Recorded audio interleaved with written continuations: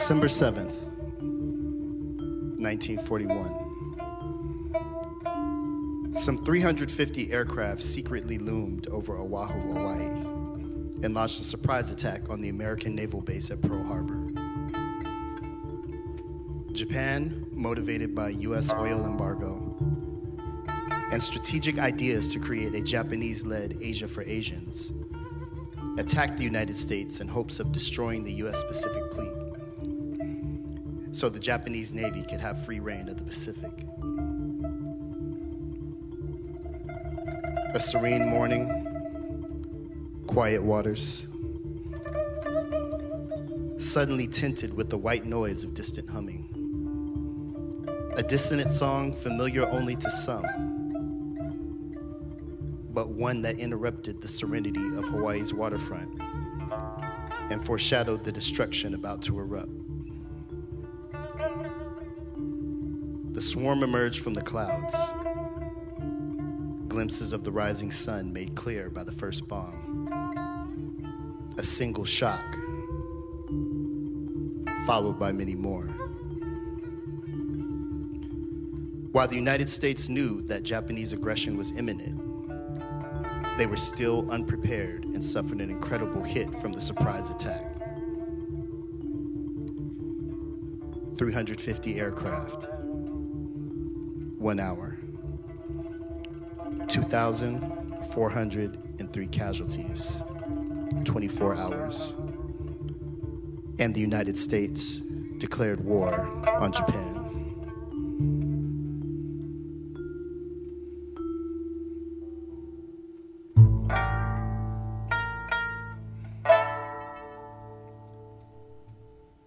Yesterday, December 7th, 1941, a date which will live in infamy.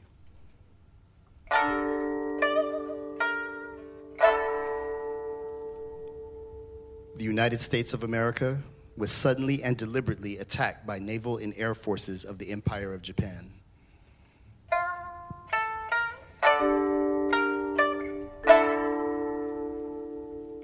President Roosevelt's address to our country stunned Americans. The attack not only brought the United States into World War II, but raised suspicions of citizens and immigrants of Japanese descent.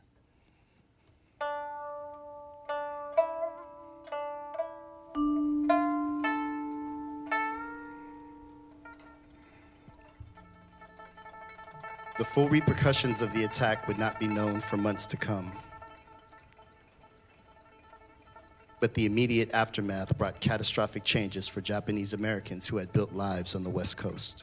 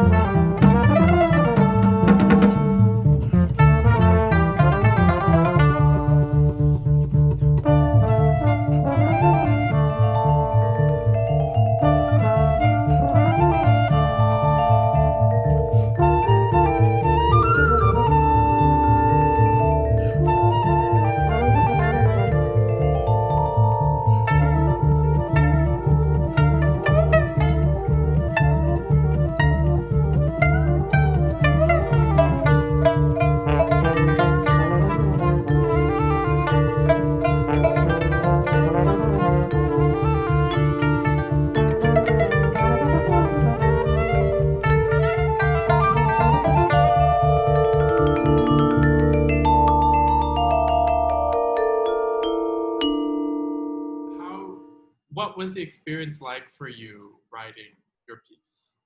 And why don't you tell us a little bit about the piece itself? Yeah, my experience was sad and very emotional because I really feel how the Japanese feel it as a Mexican, and we're treating not very well in a migration issues, and honestly it was hard to write it, and especially the title moves me a lot. I was thinking about the name of the piece and this idea of the how the Americans call the Japanese in America when they move to the fields, and they call it like Nisei Yonsei, which means first generations of Japanese in America, and then second generation of Japanese born in America.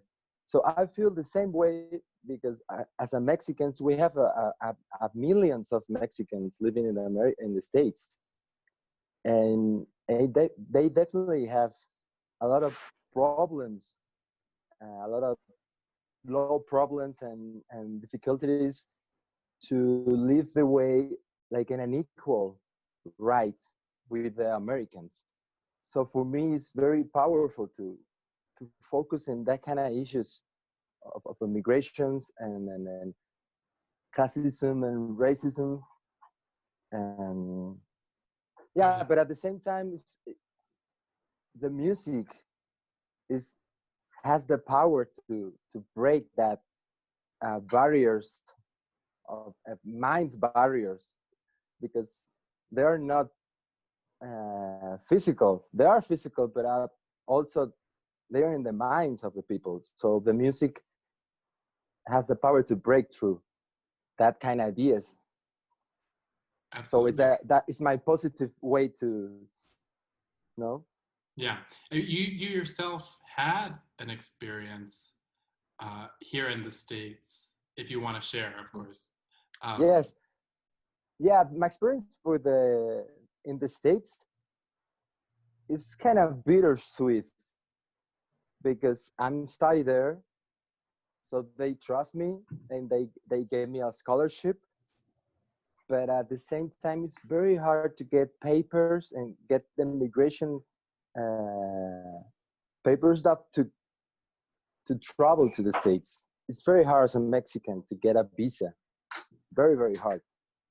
So the last time that I traveled there was beginning of the last year, and and I'm suffer law violations or right violations because they asked me about when I crossed in an immigration in San Jose.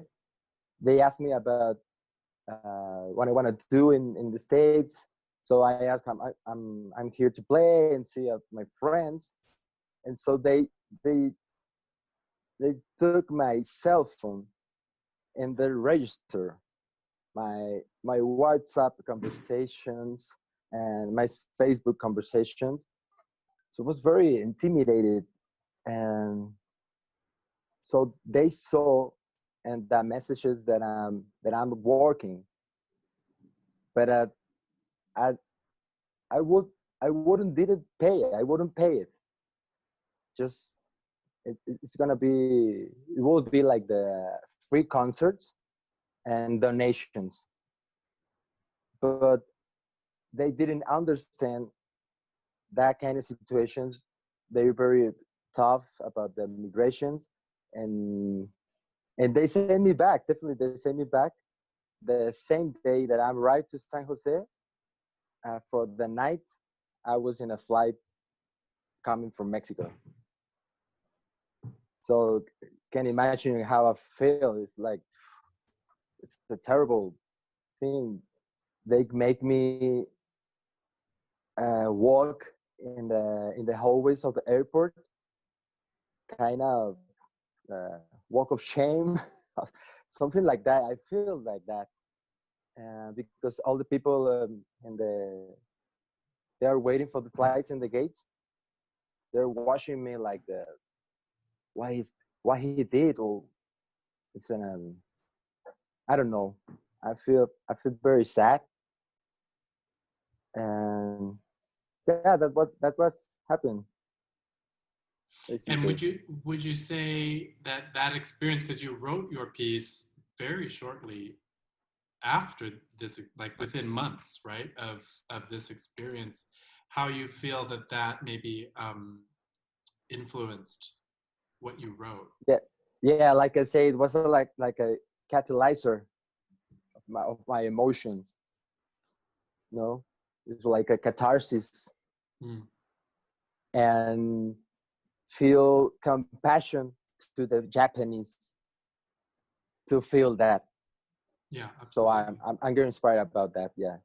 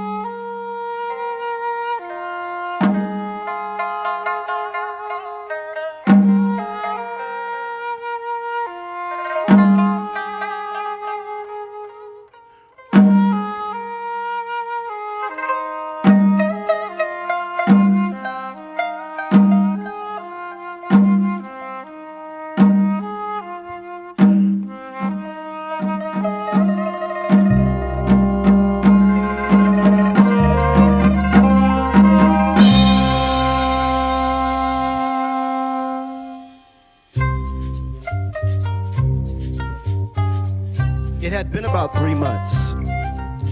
3 months living in the fairground stables.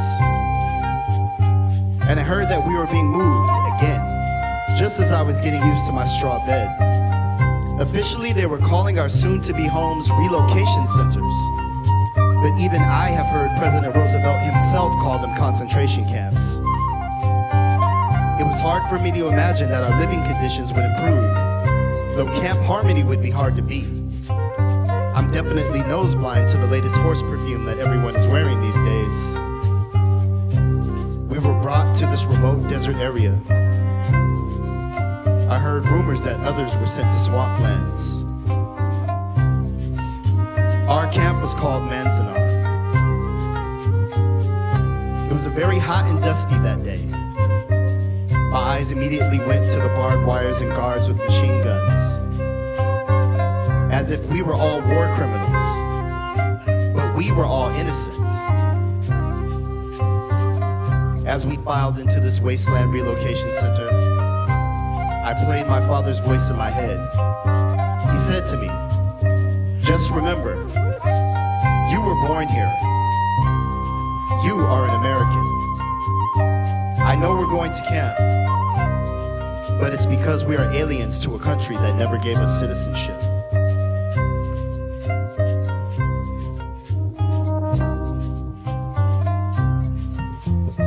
walked into the barracks, they called them apartments. They were so crowded. The only thing in the barracks were army metal beds with springs and a small stove in the middle. No mattress, no drawers, nothing else.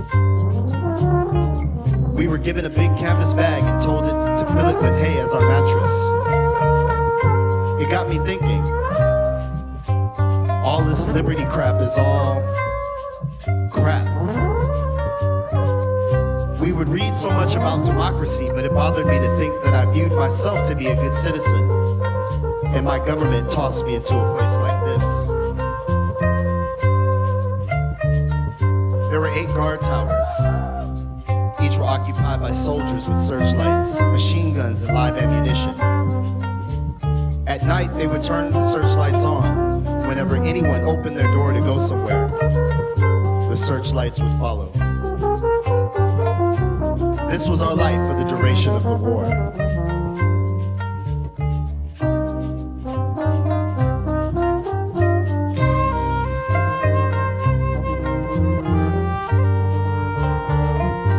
Those of us who were deemed loyal by the ridiculous and unfair loyalty questionnaire left the camps by the end of 1944. But were not allowed to return to the West Coast until 1945. Those early returnees received a rude reception. They were greeted by dozens of terrorist acts that included gunshots fired into homes, arson, and vandalism. With the war's end in 1945, the camps were quickly closed down. We were forcibly evicted, again, from the camps and sent back to where we came from over 3 years earlier. The former prisoners scattered and tried to pick up where they left off, but had trouble resettling, acting as if nothing had ever happened. Most inmates' homes were gone, having been seized by the government for non-payment of taxes. They faced fierce competition for jobs and housing in rural areas. Many Japanese Americans lost their farms and had to start over as farm laborers. Though we were freed from the camps, we were still prisoners by actions now our own.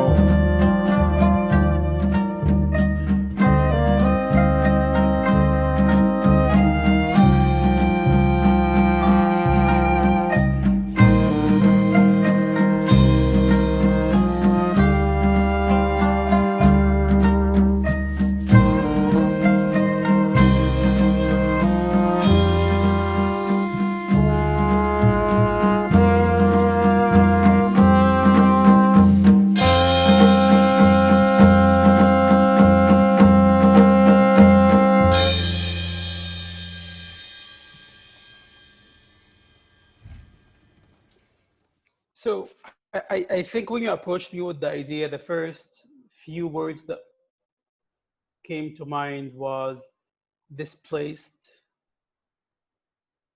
and the process of that. And I was not really displaced. I was not forced to leave my home country and come to the States. I chose to.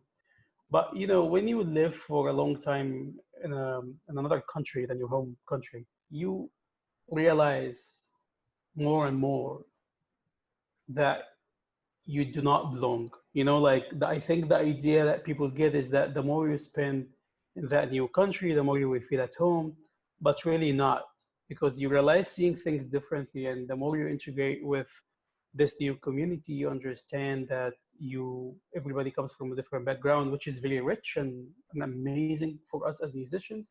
But also it reminds you that the way you grew up is different than the way others in that new country have grown up. So the idea of being displaced, and what comes with it, because one of the things for me personally that happened to me when I moved from Cairo to Florida before moving to New York is that I started wanting to know more about my music and my culture. I started wanting to know more about Egyptian music than when I was living in Egypt. So that has influenced everything that I did throughout my years in the US. And, you know, now as a faculty and a musician, that's just who I am right now. It's a package of all of the things that we've learned and went through since we started knowing what music is. So it's very difficult to pick specifically an experience that has influenced my writing for Precious Scars. But I think it's a combination of everything. And it came at a time where I was already questioning the idea of identity. Like, who are we really? Not to get deep and philosophical, but, when you think about it, like, as musicians or human beings, there is a purpose. So when you start questioning that, you start realizing that, do we have identities anymore, or is our identity something that's flexible and it moves around with you wherever you go, and does it grow or not, and is it something that holds you back, or something that helps you you know grow out of whatever shell you're being put in. So when I started writing this, and even I called my little piece in Precious Scars the process, because I thought it's not only the process of, or what process I imagined for the Japanese people during Pearl Harbor, but also the process that I was and I am going through. And that's why I even added to your beautiful narration this little poem by Rumi. And there's that specific line that has really, every time I read it, it just it brings something in me. And he's talking about how all feelings matter, and how um, our emotions can benefit us regardless of how harsh they are, and how we need to welcome and entertain them all. And the word entertainment here is key, um, because what we do should really entertain people. But what you designed, Ray, for Precious Scar was not entertainment only. Of course, there is some of that, because entertainment doesn't have to necessarily bring happy feelings in you at all. It can be whatever kind of emotions.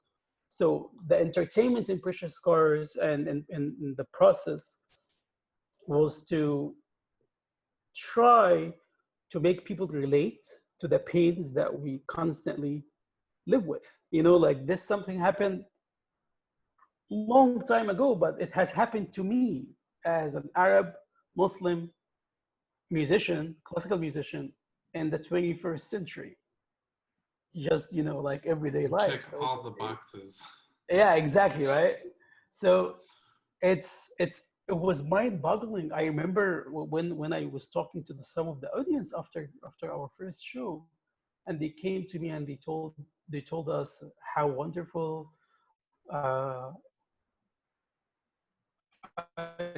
and painful of a journey our music took them, and how relatable it is to today. And that's really bad to hear. That is not a good sign. That's a sign that we're doing horribly as human beings. So as I remember there was not a dry eye bad in as the this audience. is, I think it was very needed to live.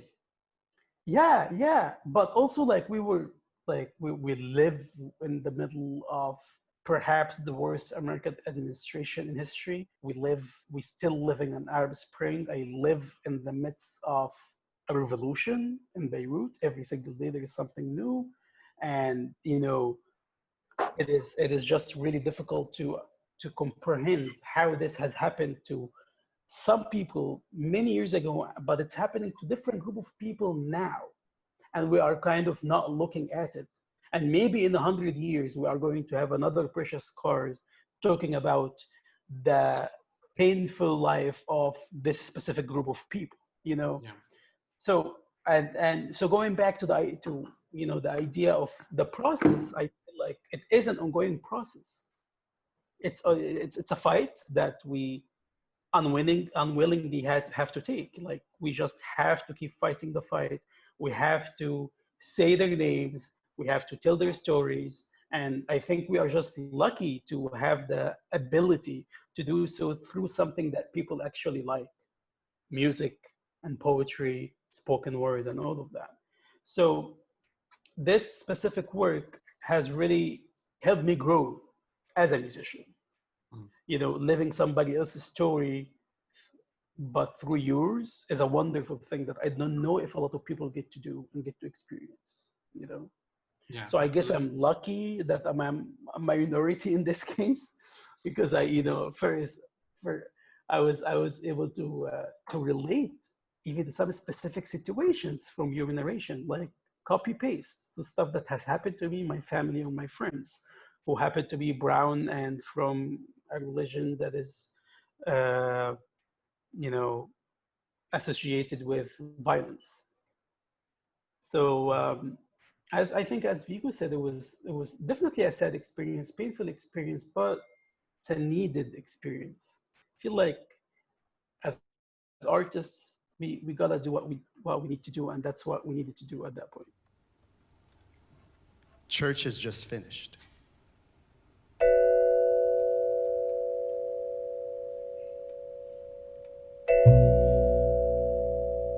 This being human is a guest house. Every morning a new arrival, a joy, a depression, a meanness. Some momentary awareness comes as an unexpected visitor. Welcome and entertain them all, even if they are a crowd of sorrows who violently sweep your house empty of its furniture. Still, treat each guest honorably. He may be clearing you out for some new delight. The dark thought, the shame, the malice. Meet them at the door laughing and invite them in. Be grateful for whatever comes, because each has been sent as a guide from beyond.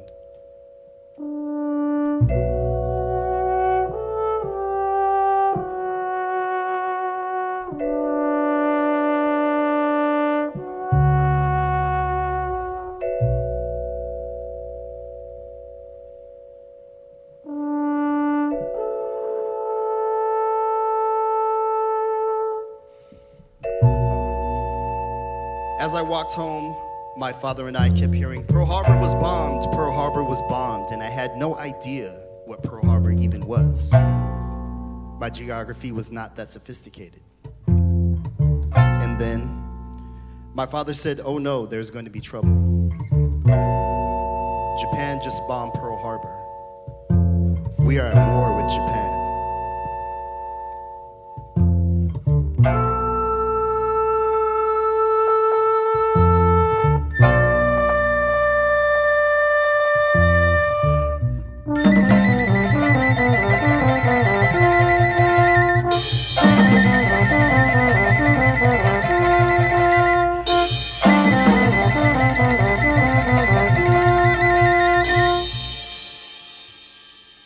And I thought to myself, why should that bother me? I'm American. Little did I know that in the midst of the hysteria, many of our neighbors, our fellow Americans, would confuse Japanese Americans, us, with the enemy.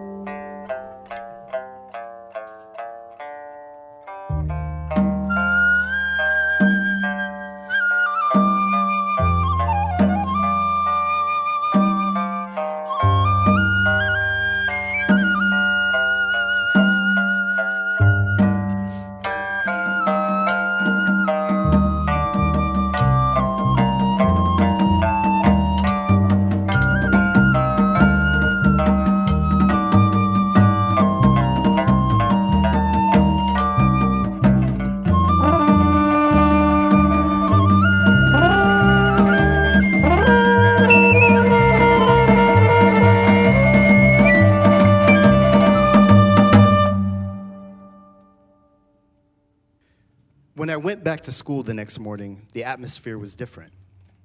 Classmates stared, whispered, but I didn't quite understand why. It felt uncomfortable, hostile. Then my teacher came up to me and shouted, "You people bombed Pearl Harbor." All of a sudden, I became aware of my Japanese-ness. Suddenly, I was an outsider. Suddenly, I no longer felt like an American. Immediately following the bombing, stories of hate crimes began to emerge. Our lives no longer felt safe and secure. Signs were everywhere, saying terrible things like, "No Japs wanted," "Japs keep moving," "We don't want any Japs back here ever," "This is a white man's neighborhood." Even Dr. Seuss, my favorite childhood illustrator, was making anti-Japanese propaganda.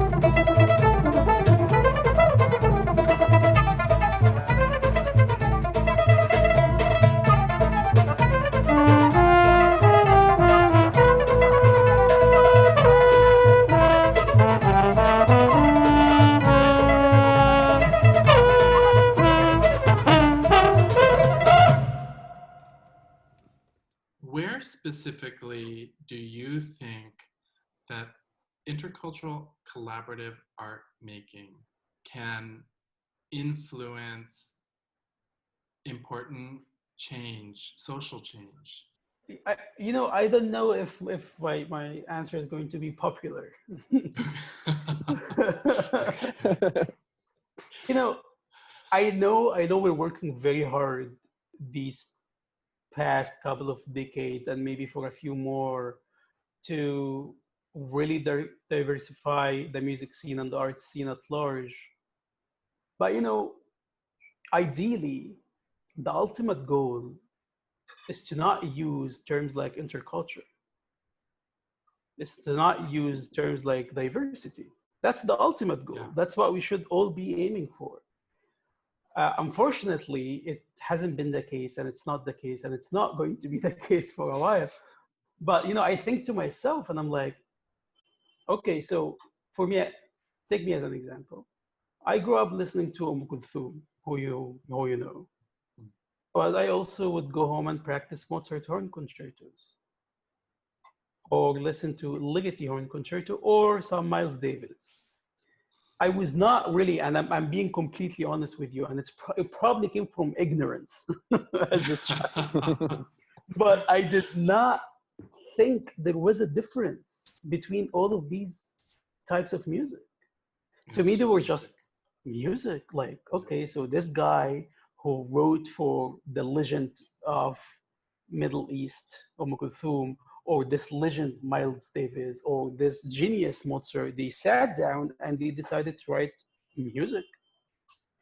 It's not their fault that we had to categorize it and make one black music and the other Arab music and the third white Western music. Like, this is not their fault.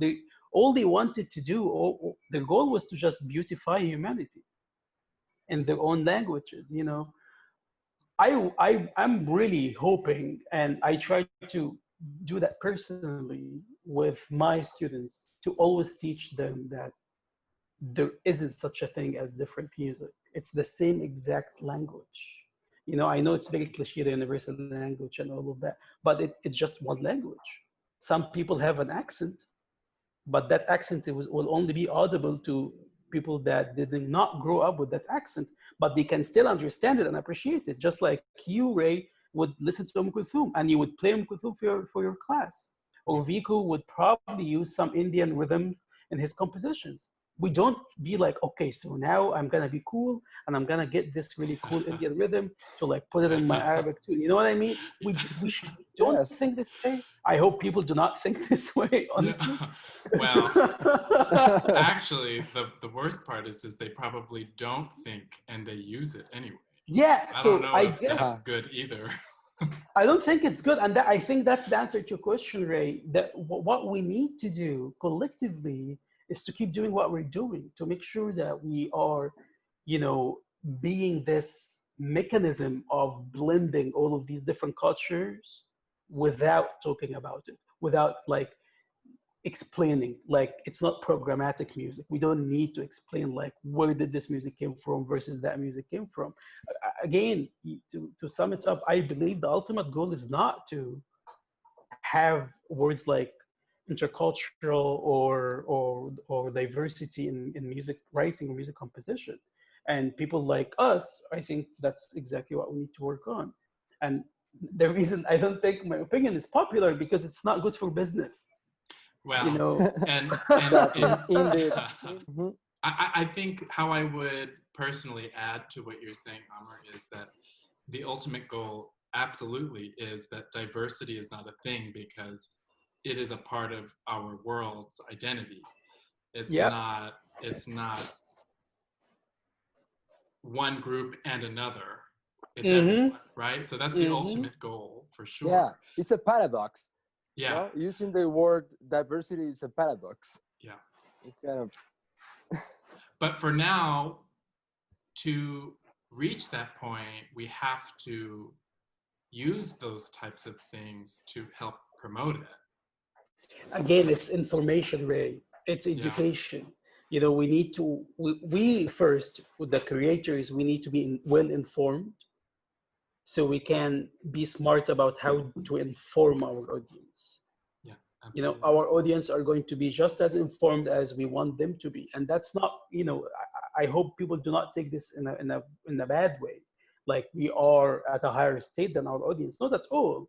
But our profession require us to know more details and ins and outs about that type of music. So if we are well informed as composers, musicians, creators, artists, I think we will help create a healthy environment for our audience to understand all of these sides of different cultures around the world, and hopefully get to the point where they don't see the borders, they don't see the frames anymore, they see blended colors, no, not even lines, they see the Yeah. light blue going to the dark blue without thinking that this is Iran going to Turkey going to Egypt. Yeah. This is not the three countries, this is just the music of the world. Exactly. It's just music. Yeah, Yep. it's just music. It's just food. It's like Yeah. curry or chile or potatoes Yeah. or no. It's Yeah, just absolutely. Absolutely. The same is Yeah, true. exactly. I think we are born with that natural, we are unaware. Yeah. When you are unaware of all of these lines that are being imposed on you, you start enjoying the craft. Yeah. So we need to go back to that state. It's Mhm. like that saying also with dogs, how like angry dogs are not born or bred, they're taught to be. Mm, It's like the same, it's really the same concept. absolutely.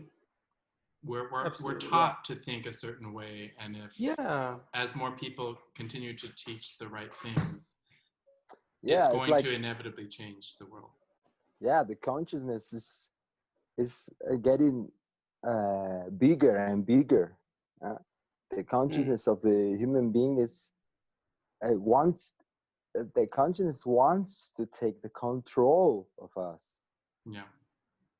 and the consciousness has pure love and no mental limitations, Yeah. no mental difference. It's just love and enjoy the being.